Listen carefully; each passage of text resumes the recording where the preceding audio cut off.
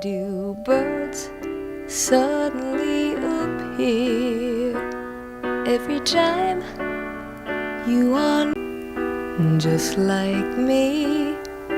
They long to be close to you. Stars fall down from the sky every time you walk by, just like me. They long to be close to you. You were born, the angels got together and decided to create a dream come true.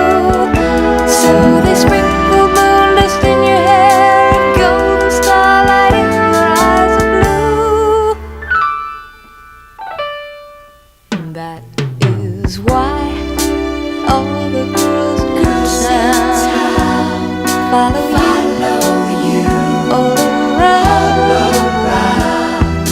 just like me. They long to be close to you.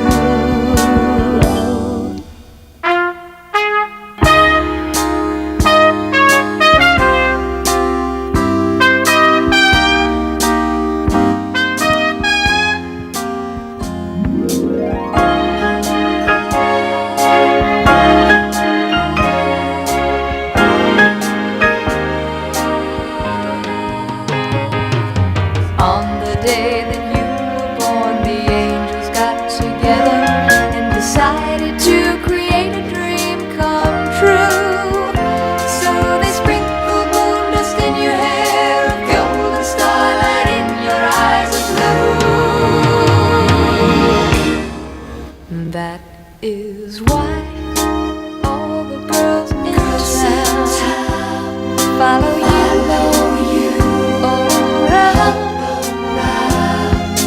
just like me. They long to be close to you, just like me. They long to be close to you.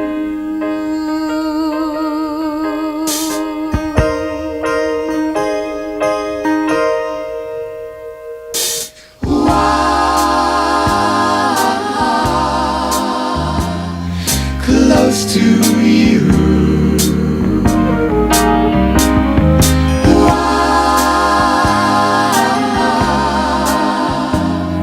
Close to you.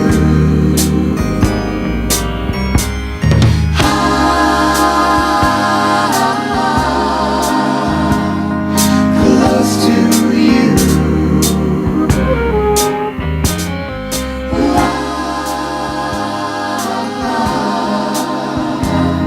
Close to you.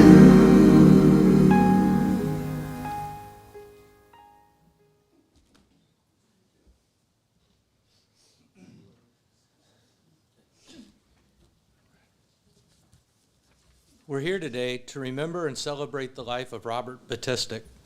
Robert was a native of Florida, born and raised in Daytona Beach. He joined the U.S. Navy at a young age, making many lifelong friends before retiring after a 20-year career. Along the way, he built a life in Jacksonville, making his last duty station his home. He built several successful businesses after retiring, becoming an important member of his community. Robert had 3 children of his own, Austin, Mia, and Julian, and 3 stepchildren, Kiri, Devin, and Luke, to whom he became a father and the head of his and Lisa's blended family. Robert met his partner in life, his match in Lisa, a woman who is like him in many ways, yet someone who brought balance to his life when and where he needed it.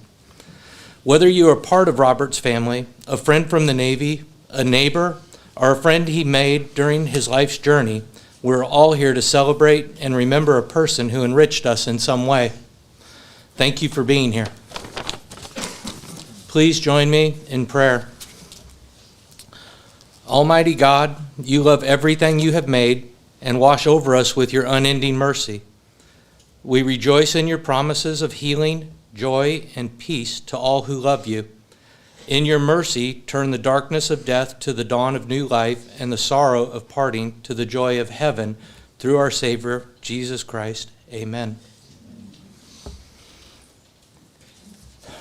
Today we honor the life of Robert Battistic. We give thanks for his life, and we ask God to bless him now that his time in this world has come to an end. For Robert, the journey is now beginning, but for us there is loss, grief, and pain. Every one of us has been affected, perhaps in small ways or perhaps in transformative ones, by Robert. His life mattered to us all. It is important for us to acknowledge and accept that the world has fundamentally changed with his passing. We are all grieving. Life will not be the same, nor should it be. Together, let us open our hearts and commemorate the impact Robert had on us. To lead us in a prayer and share his thoughts on Robert, his son Austin.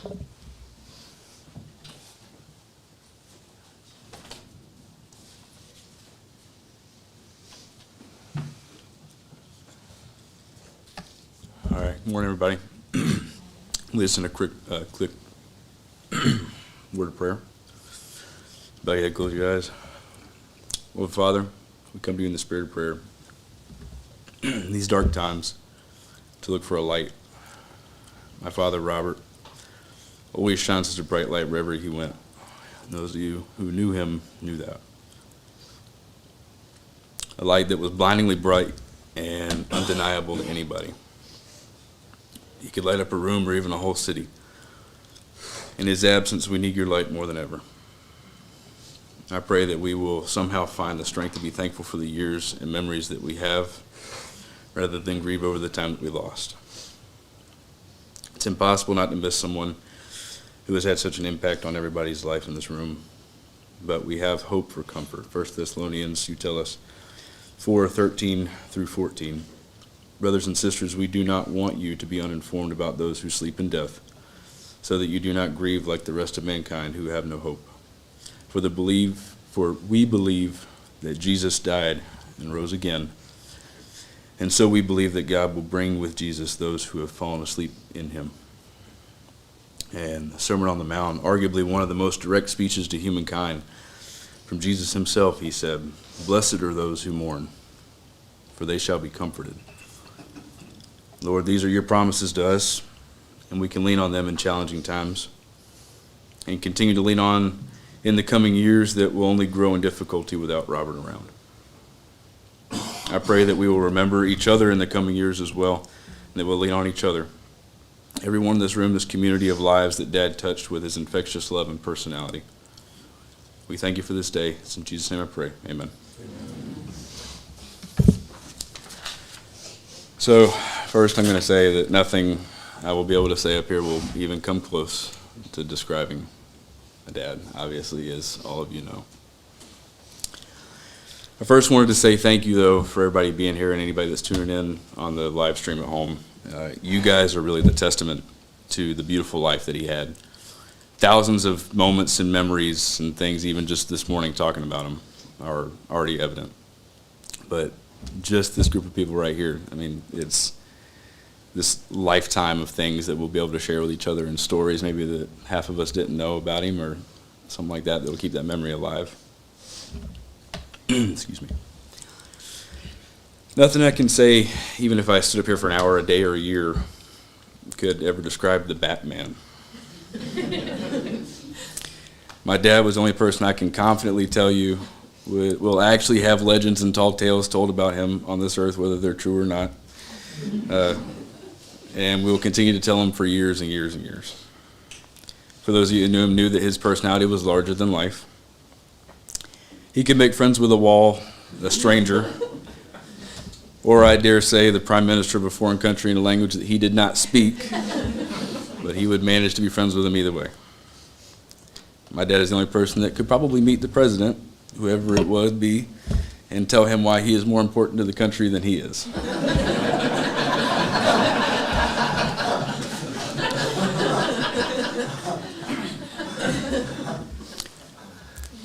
He lived life on his own terms. He always did. As a matter of fact, I'm not a fortune teller, but a quick story. Let me show you. Let me say, I am no fortune teller. Let me show you. If I was one, I wouldn't be in the Air Force. I'd be betting it on the lotto. But every time we went out with my dad, wherever it might be, at a restaurant, an event, or something like that, I would bet my life savings every time we went out that there would be a parking spot right in front of the front door. Why is that? Because we lived in Rob's world. And every time we'd pull up, we'd see one and we'd say, yep, sure enough, there's a spot. We live in Rob's world, as expected. And we will continue to live in Rob's world even though he's not here. My dad was an adventurer and entrepreneur that we all could have hoped to be. I know I just talked to Miss Cheryl the other day about, he lived a lifetime that we would only hope to live in 3. He lived to the fullest and did things that most of us would never experience because he just lived every moment like it was his last. Everything he did was larger than life, just like his personality. And we all have something to learn from the life of Robert Battistic. I can never say enough about my dad. And how can you ever summarize or explain the life and experiences of such an incredible man? As a matter of fact, I think one of the greatest things that we're all going to struggle with is that he was the glue of everybody. No matter how far away the family was, no matter who split where or what challenges in life took us apart, he was always the one to pull us all back together. So I think it's more important for us now to lean on each other in his absence because we don't have that glue anymore. But I know his memories will be what keep us together and keep that glue alive. So the truth is I can't explain or summarize or anything like that about my dad. But the man, the myth, the legend that was my dad was meant to be remembered, I think, not explained. Because if you could explain him, he wouldn't be as great as he was. And I know that's how he'll live on in all of us. He will undoubtedly be missed daily and loved always. That's all I got. Thanks, guys.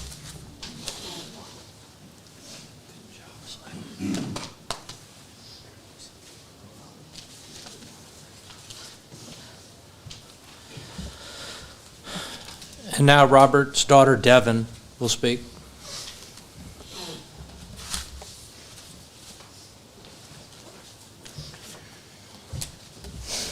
Hello, everyone. Thank you for coming. Robert Hartmann Battistic, Batman as most of us know him. This man lit up every single room he set foot in without even trying. Whether it was his loud greetings to make his entrance known, his shirt that sometimes might have been a little bit too tight, or his corny jokes that he once heard on the radio station but would mess up because he couldn't remember all the details. But most importantly, it was his genuine smile because he was around the people that he loved and that he cared for. This incredible man loved with every ounce of his body and made it known without even realizing it. Growing up, stable and consistent father figures in my life were not always present. And don't get me wrong, my mom definitely held her own, holding both positions in the household. But I always knew a key member from our family was missing. Robert infamously made his way into my life when I was 12 years old. And little did I know at the time, the best human I would ever encounter, but also the best father figure I could ever imagine. The first day I met Robert, he walked through the front door, confident as can be, with that wholesome smile, and I knew from there on out he was going to play a major role in my life. In the beginning of my parents' relationship, you could see the light in my mom's soul grow day by day. Before you know it, he was a part of almost every family dinner, attending my softball games, even though he absolutely hated it. But more importantly, helping my mom rebuild that home that was broken for too long. Not many people get to experience the excitement and the chaos of a blended family, but luckily for my mom, Kiri, Luke, and myself, we were able to experience it firsthand. Austin, what a beautiful soul. You're an absolutely spitting image of Robert and hold so many of his characteristics that can never be overlooked. Your dad bragged about you every chance that he got and could not stress enough of how proud he is of you. You are following in your father's footsteps, and just know that he is alongside you with every step that you take. Mia, Daddy's little girl, his main goal was always to annoy the heck out of you, and sometimes it worked. But you know you can never be mad because he did it out of goofiness and trying to get a smile out of you. You and I both know that your dad never liked attending sporting events, but he and Miss Lisa made it to every single swim meet that they possibly could. And from now on, before your meets, I want you to think about how proud he is and how he's still cheering you on. Julian, you have the goofiest, most outgoing, charismatic, and ambitious personality, and I love every bit of it because you and your dad could not be any more alike. I have never witnessed a relationship like you and your dad, truly the most genuine father and son relationship a family could have. With every pitch you throw from the mound and every at-bat you take, he's watching you from the stands and still being the loudest parent out there, even though he didn't know what was happening 90% of the time.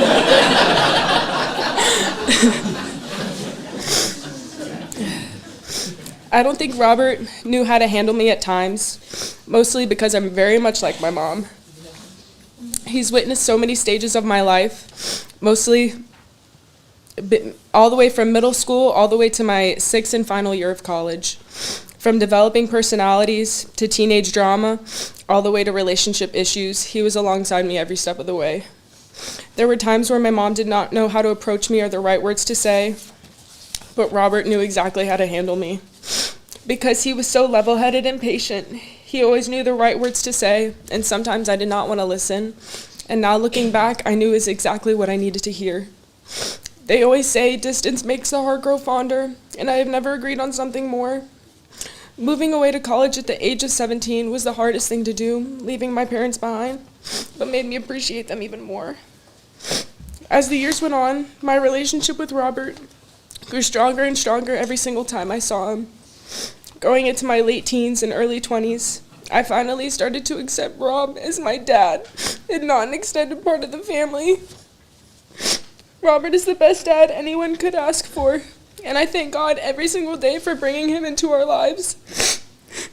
The beginning stages of a blended family is only half the battle, but I wouldn't trade this excitement and chaos for the world. Lisa is my mom. Robert is my dad. I have 3 brothers, and I have 2 sisters, and this is our family. Thank you.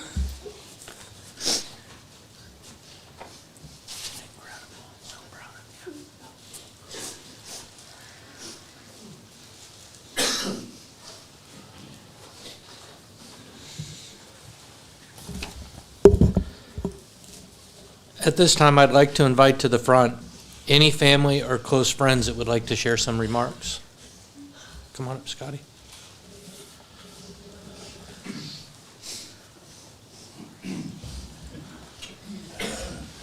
Thank you, everybody, for being here. My name is Scott. I've been Robert's adopted brother for the last 20 years. He was my partner in business. He was my friend, but most of all, he was my brother. We spoke 2 or 3 times every day. Most of the time, he didn't listen to a word I said. But I loved him, his heart. When my parents passed away, he saved one of my businesses. He didn't have to do anything for it. He came in. He goes, "What are you doing, dummy?" And he came in and saved my business. And from there, it just kept flourishing. I know for a fact, because the things we talked about, how much he adored Lisa, how much he loved Mel and Ray and Lawrence, and the kids. This blended family is a true family. Austin, I know you since the first time I met you, this big, eating a whole bag of Cheetos. I go, man, somebody take that away from that kid. And Austin, I'm so proud of you. You've just always been a man's man. You've been a gentleman. Your father was so proud of you. I mean, the things we talked about. Same thing with Julian, man. You could see it in the pictures of love. Julian bragging every time. You're right, he didn't want to be going to all them games. But not the baseball, he didn't mind as much as, the swimming. But the way he would brag about you after each game, he would call me. The same thing after Mia was, at the swim meets, and he would brag about it until he found out the bathing suits were $400. Devin and Luke, I know for a fact Luke and Robert probably butted head when Luke was a lot younger. I didn't have to live with Luke, but he was a little kid. Luke, I'm telling you, I told you this the other day, and Robert said it just recently. He goes, man, I love Luke. He goes, he's become such a great man, and I was telling you that, sir. Luke, I've seen you grown, man, from this little rat to this dude. I saw him the other day. I said, I wish I'd have kicked your butt while I could, man, because, and Devin, yes, you put him through it, Devin, but I knew he loved you guys. We talked all the time. We talked all the time, and the friends in this room, there's nobody here that he didn't love. And you're right, we'd go out to lunch and I'd have a problem and I'd say something about her or give him a piece of advice, and then he'd start telling me about his thing, and I said, okay, at least I'm here hanging out with you, But I truly love that man. We have family members. I have a tattoo on my arm. We own a tattoo shop, but I have a tattoo on my arm that says, blood is thicker than water, but love is thicker than blood. And he served our country, and I appreciate anybody who serves our country, and anybody in this room that does, thank you so much. But Rob did it right. He used to joke, I said, Rob, man, do this instead. He goes, man, you just don't know what there's tomorrow. And we were out shopping for Bentleys 2 weeks ago. And I'm going, Lisa's going to kill you, dude. You better go home, man. And Lisa called right in the middle of it and says, where are you? Well, Scott happened to come over to 2805. Where are you? Well, Scott came by, and he goes, oh, well, we're looking at this Bentley, and I can't say what Lisa said because, but you know what? He lived life. He made everybody feel special. He loved everybody, and I'm just honored that I had this time, but I do have comfort in this for you guys. I know that Robert and Lisa and his family love the Lord. And the scripture I was going to read, some Austin took it from me, but that's okay. Because if you believe with your heart and soul that Jesus died and rose after 3 days, you will be saved. And I believe with my heart, and I hope most people in this room do. If you don't, come and see me later. But Robert did. He loved the Lord. So guess what? He lived life to the fullest. Jumped out of planes and saved people. He told me stories, you know, because he was a SAR, a search and rescue. And he described the stories, and I go, well, that person would have died if it was me, because I'm not jumping in the water with sharks. You know, and I believe it wholeheartedly. What he went through, everything he lived, life to the fullest. He is in heaven looking down. Now, we're being selfish right now. We're all sad we miss him. We love him. We'll think of him. We'll be here. We need to be here for the family. The family is a great blended family. They'll be there for each other. But Robert is in heaven. Robert is whole. Not to be sad about that, you know. He just got there. Time on this earth is short. What do we learn from Robert? Live it.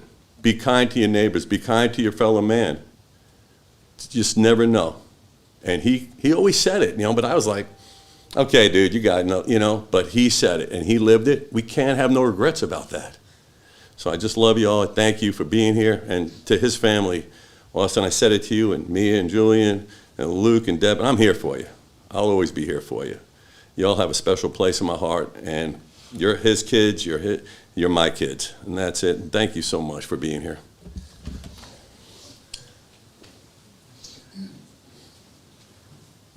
All right. Any? Come on up.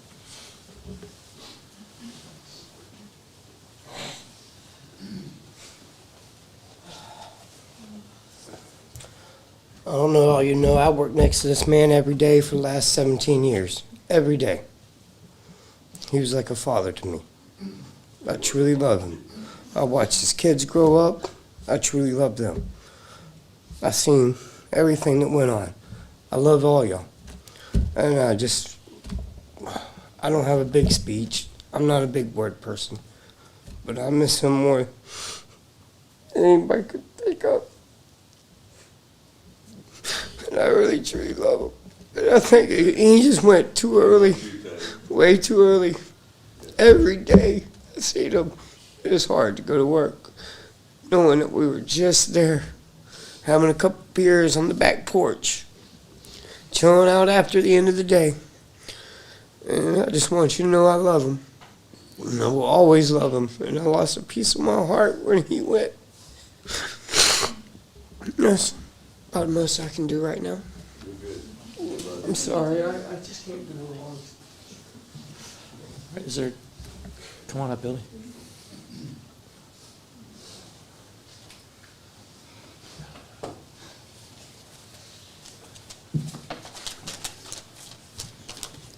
How are you? My name's Billy Davis. I served with Rob in the Navy and kept in touch with Rob, and taught me about real estate and being an entrepreneur and, you know, the business world. You know, I first met Rob in 1996 when I was a student learning how to fly, and I remember Rob was this mythical guy. I mean, when Austin says that, you know, there were stories, they were true. It's mythical. And there was this rumor that Rob was the son of like a Saudi prince or something, and he had to, the only reason he was in the U.S. Navy was because he had to retire in order to get his inheritance. So, and there are some folks in here laughing because they probably heard it. So, it was Egypt, thank you. Egypt, thank you. So, you know, and the truth is that, you know, Rob is just a guy with a great work ethic who worked his tail off to be successful.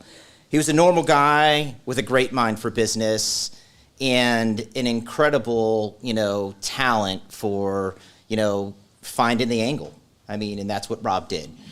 You know, God bless him for that. You know, I knew him well when we were in the Navy, and I got much closer with him after he retired because he was my mentor in real estate, learning how to invest in real estate and, you know, make money to provide for mine and my family's future.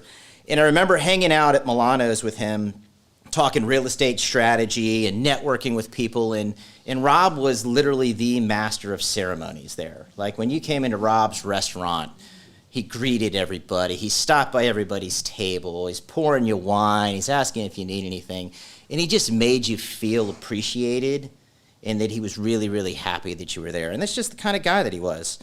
You know, and the funny thing about Rob, you know, is that, you know, after he retired and you know, we were talking real estate and, you know, I was learning so much, we didn't talk about the Navy that much back then, actually. You know, he was newly retired. He'd been there. I was still active duty.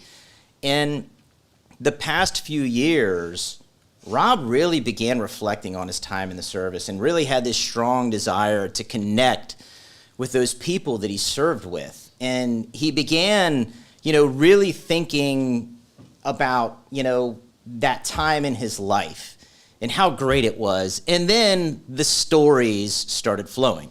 So for those of you not familiar with Navy Sea stories, they're colorful.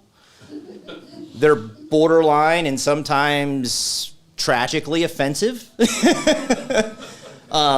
know, and Rob loved to tell sea stories. So I'm not going to tell you a sea story that Rob shared with me. I want to tell you about a time when Rob was telling a sea story with Lisa, Rob, my wife Tanya, and I were at a restaurant, and Rob was in the zone. And he was telling sea stories, and they were getting progressively more Navy, colorful, and filterless the deeper he got into his drink. And we actually got to a point in the meal where there was an older couple dining next to us, and he turned around and he looked at me, and Rob didn't even miss a beat. He was still talking. And he just looked at me and just went, "That's scandalous." And apparently he felt pretty strongly and he asked to be moved. So him and his wife moved somewhere else and the stories went on. And the waiter found that very, very funny. Asked for more details and encouraged Rob to go on. You know, but it was a great evening, and it was really about, you know, for me, it epitomizes the relationship with Rob and being able to share that common bond that we had for service and talking about the things that we've seen, you know, the lives saved, the training, the flying. And for those of you who might not be familiar, Rob was an aviation warfare systems operator. So he flew in helicopters, the SH-60 Bravo and the H-2. He ran radar systems, electronic surveillance, other mission systems, handled crew-served weapons, was a door gunner, right, firing guns out of the side of the door. But I would say one of the things that he really, really valued in the skill sets and the missions that we did was search and rescue. And for those of you not familiar with that, these are people that are highly trained, highly skilled, trained to rescue downed aviators and civilian personnel in the open sea under the toughest conditions imaginable. Every swimmer is highly skilled in water rescue, life-saving, and medical care, and they embody the rescue swimmer motto so that others may live. And that's what Rob did for years. You know, that was important to Rob, and we shared that bond, and he would talk about the things that he had done and that, you know, that we accomplished and those things, and he was very, very proud of the service that he had. But I would say he was even more proud of the relationships that he built with people while he was in the service. So if you served with Rob and you're here in the room, can you raise your hand, please? Thank you. So you see a lot of folks here. For those of you who maybe met Rob after his time in the service, spend a little bit of time with these folks that raised their hand. Hear a story about Rob. I can't guarantee what you're going to get, but I know that it's going to be fun. So, you know, last I was sitting here thinking, and I was like, you know, what would make Rob smile? How could I close this that would really make him happy?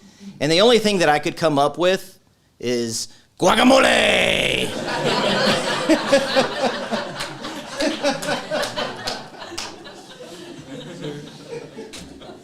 Anyone else would like to come up? Lawrence?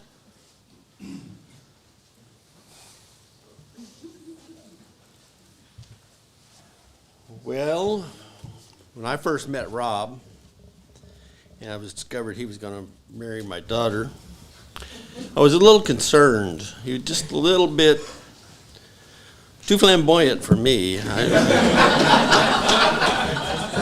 But pretty soon he had me converted. we could go on and on, but I'm going to tell one little story. Now, Rob was very athletic, but he didn't like pro sports, so he decided he would try golf. We were going to go play golf. We got to we went out to the air base. We started out, and he poured out his golf balls on the ground and proceeded to spray paint them orange with a can of orange paint. I told him he couldn't do that. But Rob bent the rules occasionally. A lot. But just that day, we managed to get in 7 holes. He left the balls on the one green he hit because there was alligators there, and he was hungry. And we went off and ate lunch. And that was the last time we ever played golf. But we enjoyed it. Rob was best friend.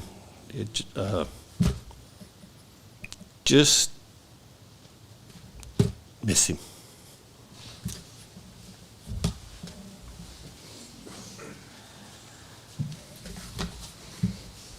We have anyone else that'd like to come up? Come on, George. I have to at least mention what nobody wants to talk about. Say, my name's George Poston. Met Rob, Bobby. He hated being called Bobby, so I called him Bobby. We met in 1986. He had been in the Navy a few years. I had been in the Navy a few years. We met, and my first impression was, geez, that guy's GQ. What the hell is his problem? We didn't get to know each other very well then because I was basically on my way through Hawaii on deployment.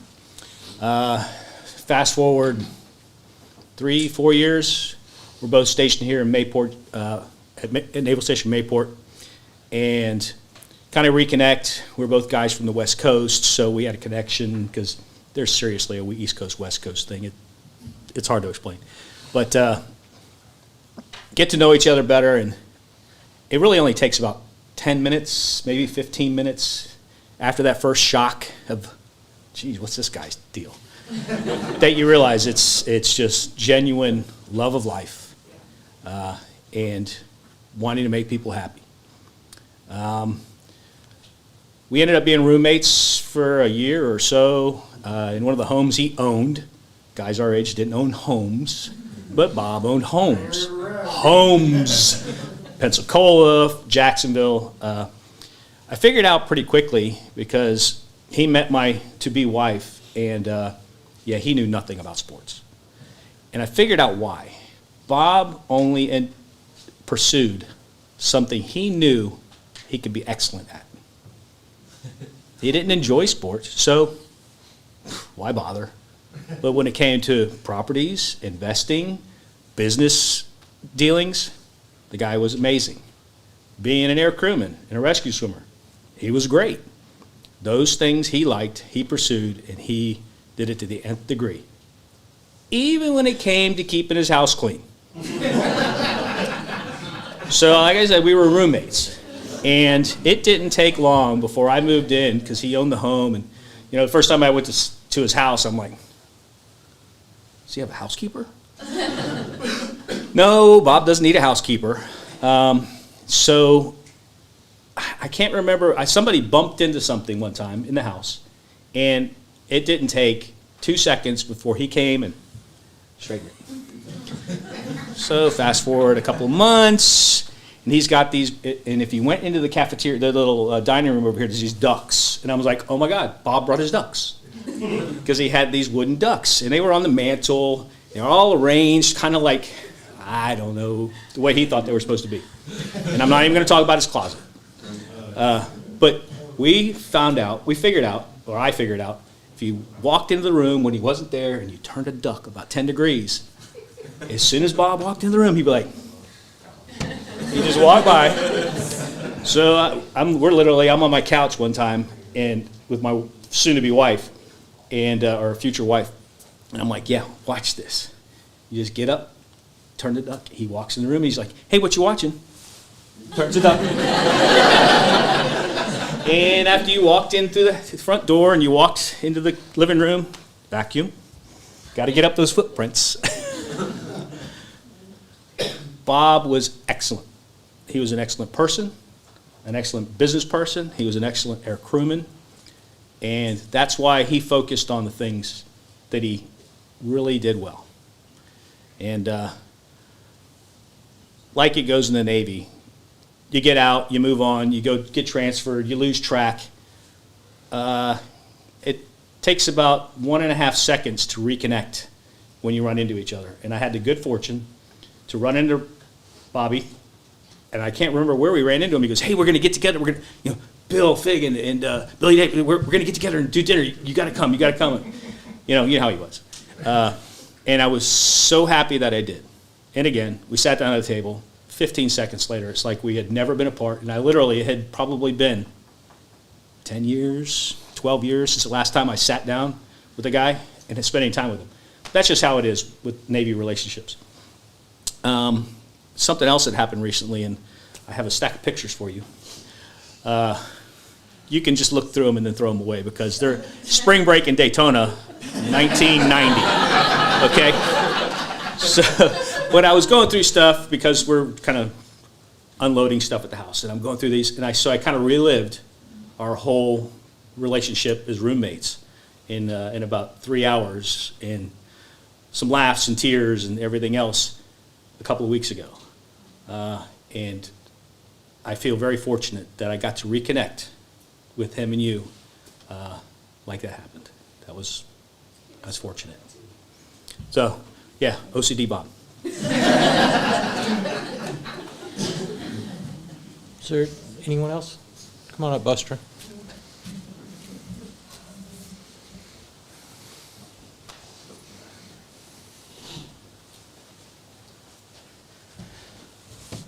My name is George as well.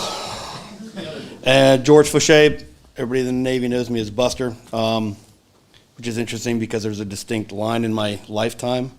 I know how long you've known me. Everybody in the fire department calls me George. Everybody that's known me for a long time or are really close to me or part of my extended chosen family, call me Buster. I also was Bob's roommate.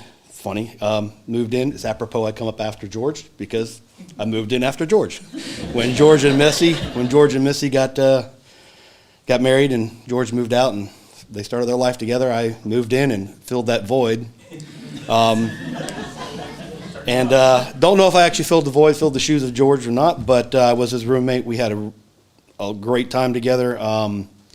There's a lot of pictures that have floated around of the foursome of us from HSL 42 that seem to always be back on home guard, back at the squadron, all at the same time. We deployed a lot, we all did, but it seemed like we always came back around the same time.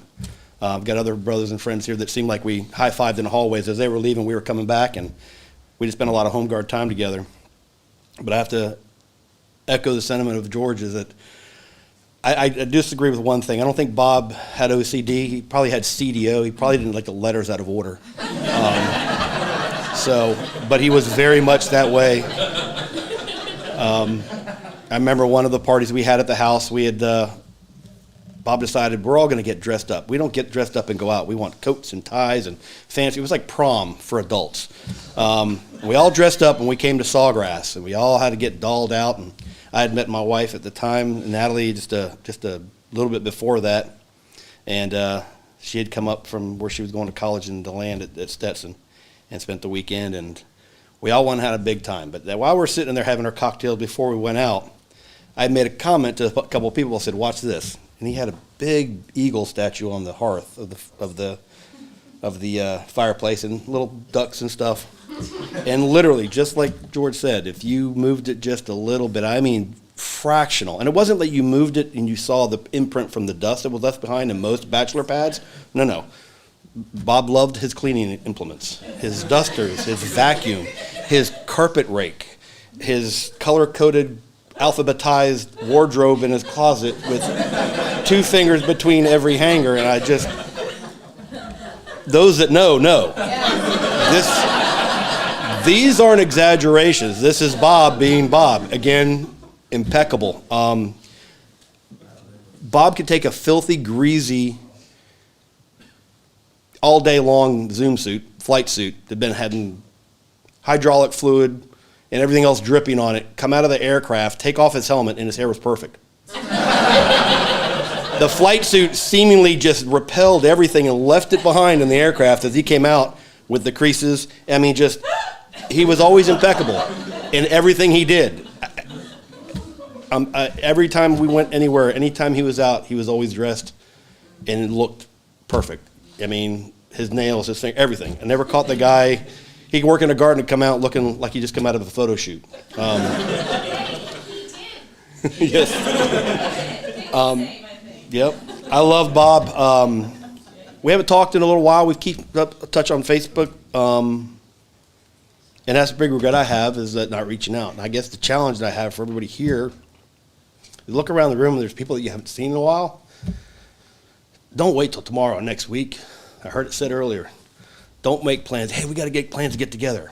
That's the time you make the plans. Pull out this brain in your back pocket, that phone, get on your calendar, find a day that you can get together, even if you just meet for coffee or lunch or 10 minutes of just talking or something. Don't lose track, because we got a lifetime of who makes us complete as all of our friends and families. Don't lose track of those people. I'm going to miss Bob. He made a big impact on my life. He was a great roommate. He did say he's not going to have any more roommates named George because they all get married and run away. Which is exactly how Natalie and I met and got married and ran away. He was one of my groomsmen at my wedding. The 3-day, 72-hour party was as it often was referred to, and it literally was. It started in Jacksonville and ended in DeLand. Actually, ended in Daytona. As Natalie and I went to our honeymoon, they carried it on to Daytona. So Brian Keller, A.J. Bucci, and Rob were my groomsmen, and I'm going to miss him. I know he's touched a lot of lives. I wish I had been closer to him in the last few years. I wish I could have known y'all as others do, but I can see Rob and all of you, and I want to miss him.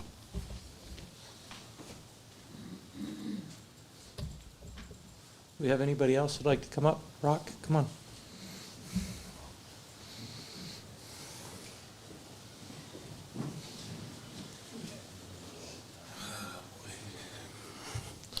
So good afternoon, everybody. I'm Lark Your Soul, or Rock, as everybody knows me from the aviation community.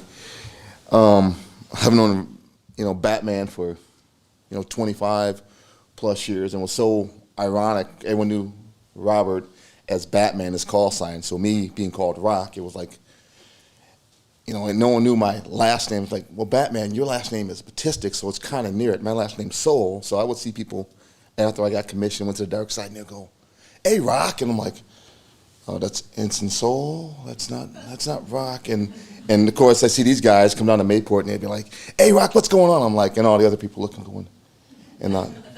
But I was going to read this message from Batman from I was talking to Lisa this morning.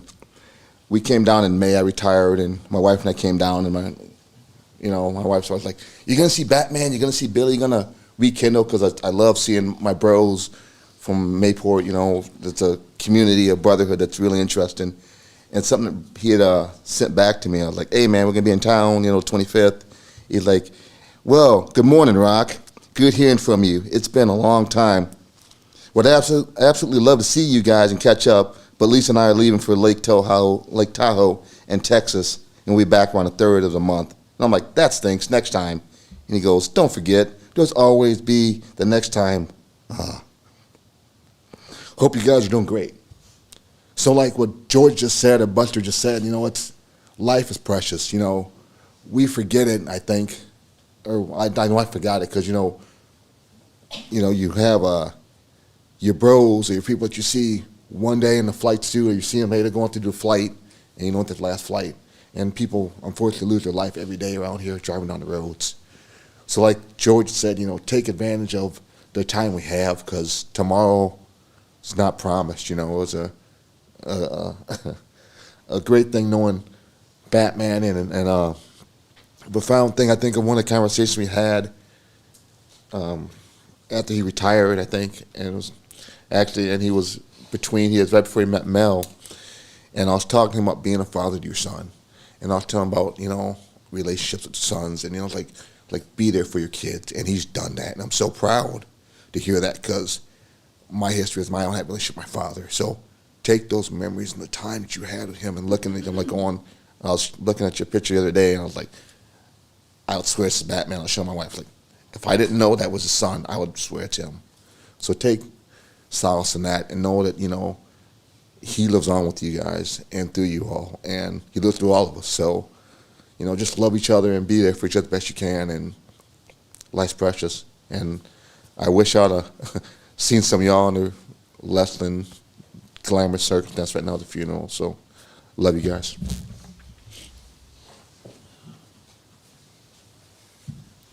Anybody else?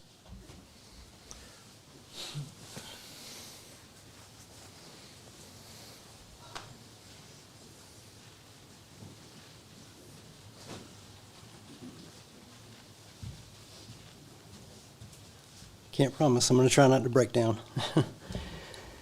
I'm Greg D'Elia. Bob always knew me as Bubba. And every time I saw him, he'd always holler, "Hey, Hubba Bubba." He was the life of the party. He was always that shining light in the room. When he said he was going into the Navy, my dad told him, just, you know, do the right thing by everybody and just stay respectful. He brought that big old white Lincoln to the house just before he left for basic training. Oh yeah, my dad told him, said, "Man, they're gonna eat you up." Those officers are just gonna love you and that big new Lincoln. He caught a bunch of flack for that car. It wasn't too much longer, and then he decided to buy a Porsche. The hits just kept coming.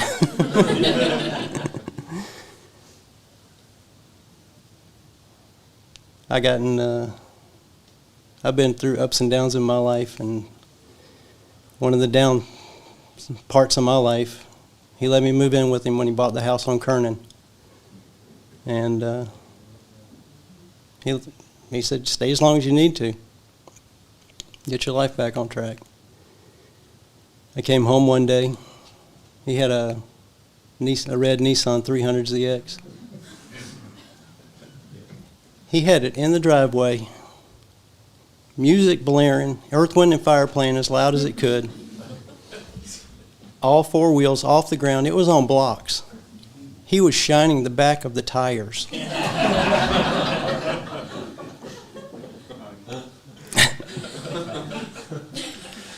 It's just what Bob did.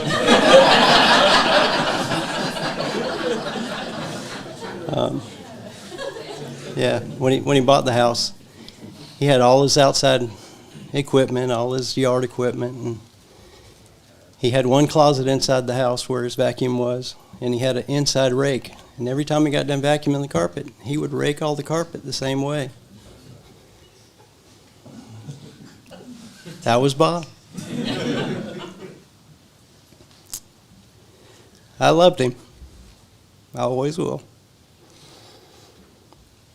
He's watched my family grow, and I've watched his family grow. I know I haven't been involved in y'all's life, but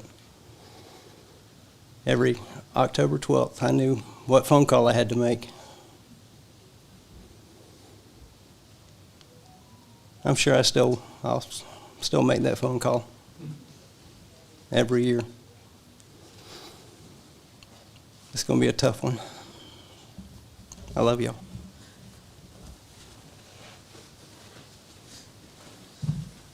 Do we have anyone else? At this point, I have a few things I'd like to share about Robert, and I've actually written a few things down, but I have to tell you a story that's not on the page. At about 3 years ago, I went on a vacation with Robert for about 15 days because Lisa couldn't go, and we went to Australia because he had a trip. On this trip, we're in Wellington, New Zealand. Now, remember, this is a town Robert's never been to, knows nothing about. And we've been on this tour all day. with a bus driver who's so flamboyant, I'd place him somewhere between RuPaul and Freddie Mercury. Yeah. After our last sightseeing stop of the day, Rob hops up in the front of the bus where there's a seat specifically for the tour guide. And as we're driving through Wellington, New Zealand, he goes, "This is the Treasury Building. It was built in 1862, and it burned down in the Great Fire of 1883. And this is the bar where the Rolling Stones hung out and got, arrested and blah, blah, blah." And none of it was true. He knew nothing about the town. As we're getting off the bus, because we've been on this bus all day on and off, the flamboyant bus driver looks at me and says, "My God, how can you be with a partner that flamboyant?"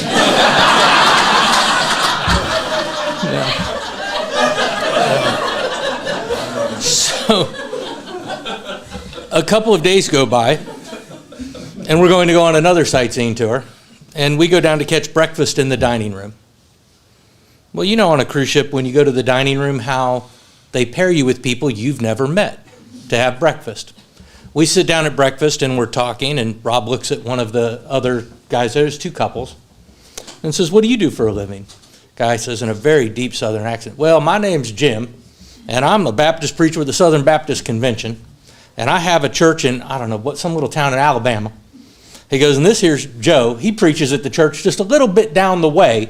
We're kind of competitive churches, but we're good friends, even though we compete a little bit for the same parishioners." He goes, "What are y'all doing here on this cruise together?" And Rob slides over close to me, throws his arm around me, puts his head on my shoulder and goes, "We're on our honeymoon." So, yeah. The whole time I'm going, what the fuck? So I have a few things to share about Robert, too, beyond the funny stories, because you could go on with these kind of stories all day long. Somebody else mentioned about the energy when you would call Robert. And the typical answer when he answered the phone was, "What's up?" Or it was, "Hey, Billy, Billy, Cecily, Willy, Willy, Billy." And it went on for about 8 seconds while you're waiting to just say, "Hey, man," But those things will be missed. I have to say that I'm a person who believes that it's not the number of people you call friends, but the quality of friendships you have in life that matter most.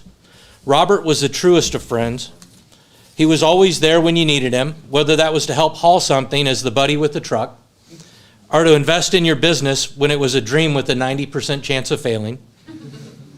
There's so many stories that people can tell and have come up here and told about Robert's being there for them. But what I'll miss most is a guy who could lighten the mood with his energy, the guy whose sense of humor got him in trouble, mostly with Lisa, forcing him to say, "That's not what I meant," so often that we joked he needed a t-shirt with "That's not what I meant" printed on it. I have to admit that I'm going to miss calling and having him answer the phone with so much energy. It made my day more alive and energetic. I'll miss having a friend that I know had no agenda, wanted nothing but friendship, and was always there when needed. The world has too few people that are as genuine and as real as Robert, and that's why his passing is so painful. If you'd all please stand for a second while I read this. Robert is now safe. He is already on his way to heaven to enjoy all which awaits there. Let us say this final farewell. Robert, we bless you and thank you for being a part of our lives. We honor your life on earth, and we pray for your peace ever after. We will not forget you. Go well into the kingdom of heaven. At this point, Robert's son Luke will read a poem followed by military honors. You can all be seated again.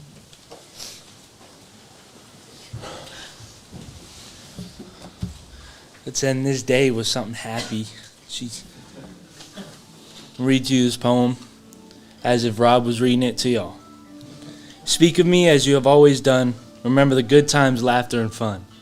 Share the happy memories we've made. Do not let them wither or fade. I will be with you in the summer sun and when the winter's chill has come. I'll be the voice that whispers in the breeze. I am peaceful now, put your mind at ease. I've rested my eyes and I've gone to sleep, but memories we've shared are yours to keep. Sometimes our finals days may be a test, but remember me as I was the best. Although things may not be the same, do not be afraid to use my name.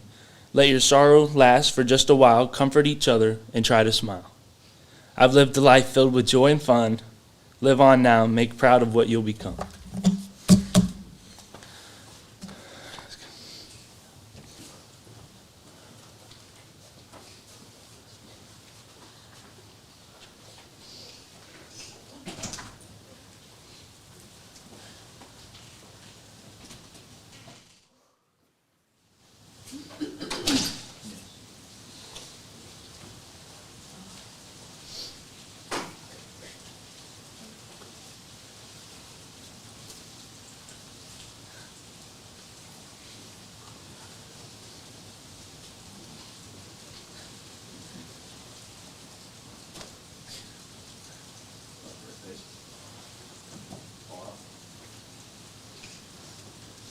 For all who are able, please rise for rendering military honors. There will be a live gunfire, so watch your ears. Stand by. Ready. Ready. Aim. Fire. Ready. Aim. Fire. Ready. Aim. Fire. Ready. Present arms.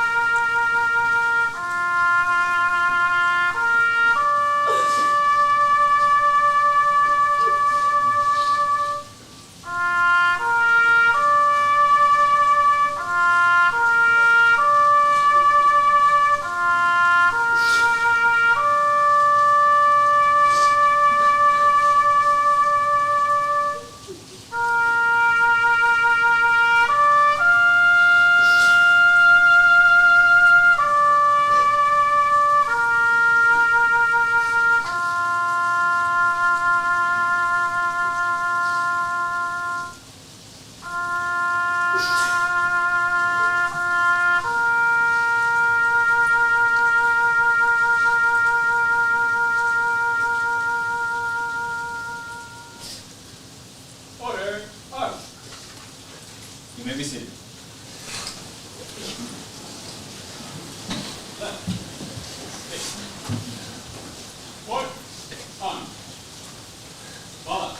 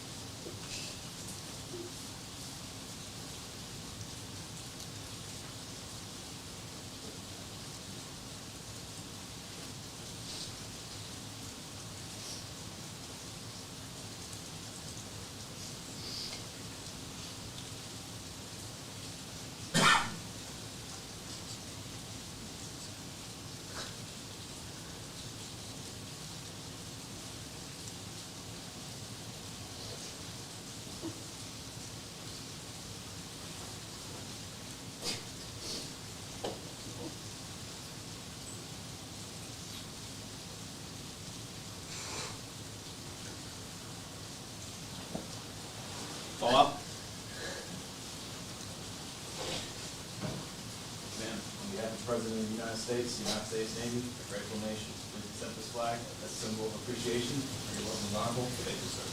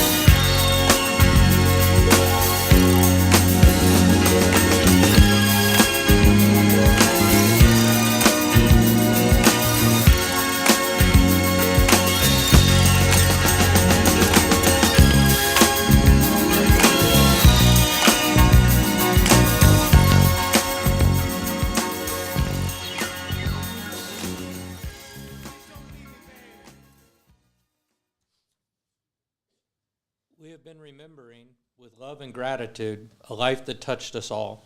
I encourage you to help love and support those who grieve most. Allow them to cry, to hurt, to smile, and to remember. Grief works through our systems in its own time. Remember to bless each day and to live it to the full in honor of life itself and in honor of Robert. We often take life for granted, and yet it is the greatest gift God has given us. One final blessing, which I've been told by Lisa was special to Robert at the end of every Sunday service. The Lord bless you and keep you. The Lord makes his face to shine upon you and be gracious unto you. The Lord lift up his countenance upon you and give you peace. So then go in peace, and the God of all peace go with you. Amen. Thank you for coming and sharing today. If you wish to attend, there will be a celebration of life tonight from 6 to 9 p.m. The address is all in the social media, or you can come see me afterwards for it. Thank you again.